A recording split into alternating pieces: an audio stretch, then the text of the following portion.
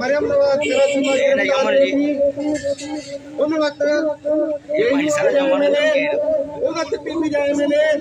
उन वक्त सिंध जा एसपी सिंध जो आईजी इस्तीफा उन था जेके सरहद जे अंदर असांजा जेयूआई मेंबर उहदेदार पीपल्स पार्टी जा उहदेदार नून लीग जा उहदेदार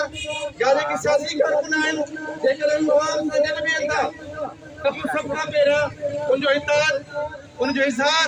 उनजी मज़मत करण जे लाइ असांखे तकरीरूं न सुभाणे तव्हांजे तरफ़ खां असांखे इस्तीफ़ो खपनि जेकॾहिं तव्हां सियासी कारकुन आहियो त पोइ पंहिंजी आला क़यादत जेका तव्हांजी ज़िलई क़यादत आहे जेका तव्हांजी सूबाई क़यादत आहे तव्हां सम्झो था हॾनोकी आहे उहा तव्हां सां गॾु आहे त पोइ अवाम खे आइनत करण जे बदिरां असीं सम्झूं था त सुभाणे उन्हनि खे इस्तीफ़ो पेश कनि जेकॾहिं 4-5 पार्टियूं जेके हिन वक़्तु इक़्तिदार जो हिसो आहिनि उहे सिर्फ़ु पंहिंजे यूनिट टोड़ीनि उहे पंहिंजा सिर्फ़ु यूनिट गैर फ़ाल कनि त इहे उहिदेदार इहे इक़्तिदार धणी इहे पीपल्स पार्टी इहो मौलाना राज़ी सूरो इहे सभु तो वटि पेश पवंदा ये धाड़ेल जेके धाड़ेल चोर ये केर आहिनि इहे उन्हनि जा पैदा कयल आहिनि असीं वारो उन्हनि खे कोन था सम्झूं इहे उन्हनि जा वट आहिनि इहे उन्हनि जा चमचा आहिनि जेके तव्हां असांजी मज़लूम अवाम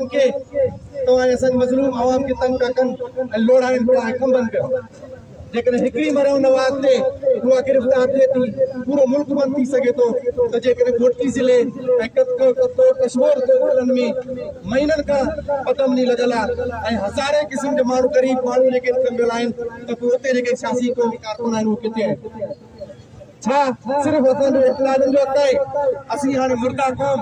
मज़मत परस्त क़ौम असांखे न थियणु घुरिजे असांखे पंहिंजे अमली तौर ते ऐं अमली सियासत ऐं अमली कमु उहो सिर्फ़ु उहो हिकिड़ो आहे त क़ौमी सियासत असां जेके बि वाबिता मुल्क आहियूं जन अॼु एहतिजाज असांजो मुनक़िद कयो आहे उहे सभई पंहिंजी सचाई ऐं अवाम सां वफ़ादारी ऐं गॾु बीहण जे ख़ातिर पंहिंजो इज़हार कनि न कि लफ़्ज़नि जी सूरत में त सुभाणे इस्तीफ़ाउनि जी सूरत में असीं तव्हां सां गॾु बीहूं सुभाणे जेकर इस्तीफ़ा पेश करे तव्हां बाईपास था बंदि कयो असीं तव्हां सां गॾु था बीहूं